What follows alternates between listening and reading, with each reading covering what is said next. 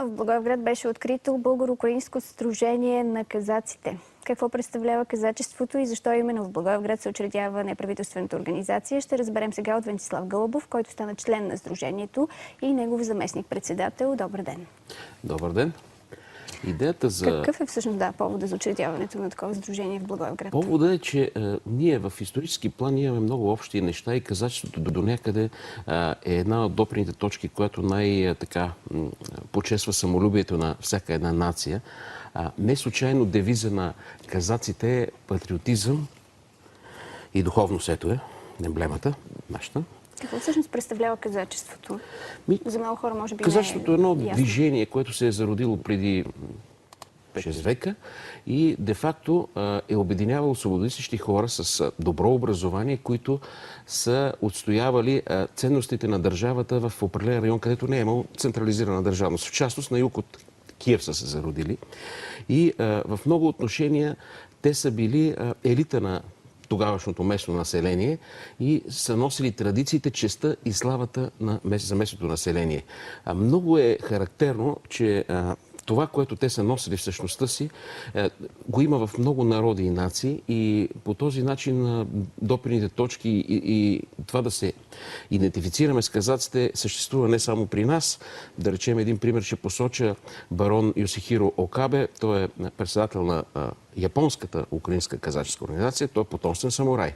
Значи вижте как един самурай се идентифицира с казачеството и това е един повод да потърси допирни точки с самишници, да потърси не правителствени контакти, а контакти на чисто човешка основа, да обедини една идея така, че тя да прескочи границите. Това правим и ние. Титулът е върховен атаман в България. Какво означава във вашата иерархия? Атаман означава ръководител, т.е. предводител. Върховен значи, че е първия за България, с най-висок ранг. Предполага се, че има още за сега. Има само 2 заместници, но надяваме се, като се разпространи организацията и съответно като има членове, да има поне 10 атамани на всички области. Но това е перспектива. Как да формулирам нещата в по-ясен текст за зрителите, ще ми бъде трудно, но ако всеки се обърне към нашия интернет сайт, там нещата са описани доста по-детайлно. Българо-украинско регистрирано казачество има доста подробна информация. Ако някой иска да се ориентира в това какво е берегиня, например, берегиня е казачка. Тази, която пази семейното огнище. Какво е атаман, какво е водачи и така нататък на определени групи казаци. Наистина е много любопитно. Преди да продължим нашия разговор, нека да видим какво представлява казачеството според украинските ви гости, които бяха в Благоевград. С тях се срещна Десислава Димчева по време на посещението им тук. И в других странах, и в България. Както в другите страни, така и в България, членовете на дружеството ще работят основно с младежите. Ще се постараем да повишим духовната култура на хората и другата цел е да засилим патриотизма в младите хора, защото именно на тях принадлежи бъдещето на всяка страна. Затова казаците в България ще произнесат клетва към Господ Бог, но и във вярност към българския народ. Господин Шевченко, имаме с присъствието да ръкополага определени, наши самишленици, които не са ръкоположени в казаци. Първо трябва да приемат казачеството, а после всичко останало. Темата е много интересна и всичките в ръководство на украинското регистрирано казачество и при нас са интересни хора с доста голям житейски опит и професии в живота. За в бъдеще планираме да започнем сериозна съвместна работа и с помощта на нашите хора, младежите в България да израснат духовно, да станат по-добри патриоти на България. Ще работим за укрепване на връзките между българския и украинския народ в областта на бизнеса, културата, образованието, науката и спорта.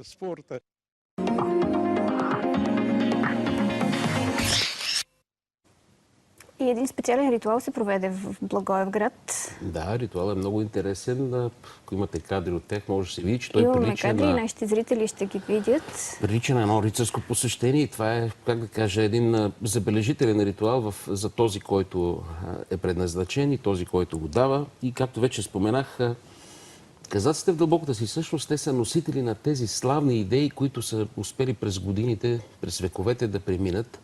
И се надяваме, чрез техните ритуали, идеи и това, което ще направим, за бъдеще, за сега сме още в началото, да покажем така една инициатива на неправителствено ниво от обществена полза, така както сме се регистрирали, която да бъде така повод за гордост.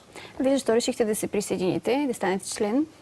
Защото в голяма степен се идентифицирам с идеите, с устоите на казачеството и според мен те са не само меродавни във времето, а са и значими за всяка една нация. В чистия си вид, както вече споменах, преди видяхте емблемата, духовност и патриотизъм. Това са ценностите, които остават. Това да съхраниш историческите моменти на Виждаме гордост. много интересен жезъл. Може ли да се нарече жезъл? Типичен жезъл, да. Прилича на Боздоган, ако трябва да сме точни. И жезъл съответно, който е символ на властта на атамана, на предводителя. Трябва да ви кажа, че това е инструмент, който с векове се е запазил и може би началото си води от Богдан Хмелницки, който е първия хетман на Киев, това е 16 век. И до ден днешен това е символ на властта, честта и достоинството. Виждаме посвещението. церемонията по посвещаване. Да. Много интересен ритуал. Кои бяха гостите ви от Украйна? Да, интересното и може би значимото е, че нашите гости бяха много уважавани хора от Украйна с длъжности и постове, които по принцип казват, че това са личности. Хетмана на украинското регистрирано казачество, Анатолий Иванович Шевченко, е ректор на Института за изкуствен интелект, професор, доктор на техническите науки, един изключително уважаван аналитичен учен в Украйна, а и съответно в казачеството, тъй като е предводител на цялото украинско казачество. Също така, първия командващ на военно-морските сили на Украйна, адмирал Борис Кожин, беше гост. Той е също казак. Това е една важна фигура в техното управление. Друг известен така присъстващ гост беше Орест Фурдичко, директор на Института по агроекология и природни ресурси към Академията на науките, професор Игор Гриник, директор на Института по селско стопанство, съответно и техният началник щаб на Украинското регистрирано казачество генерал-лейтенант Сергей Тараненко. Изобщо са важни гости за казаците. Какви са обаче целите на сдружението именно тук в Благоевград? Какво предстои? Вие чухте в интервюто на хетмана, че основно се обръща внимание на младежта. Значи, целиме се чрез обмяна по линия на обмяна на студенти, на културно-исторически мероприятия, на спортни мероприятия. Ние да приобщиме, да направим, да сме един мост между българската младеж и украинската и по този начин да се обмени не само опит, а и някои интересни моменти в развитието на един млад човек. Не само обучението, да речеме. Както вече споменах, това са няколко ректори на институти в Украйна. Съответно, неформално ще може да осъществиме оная връзка и желание на тези, които искат да учат там, или оттам тук.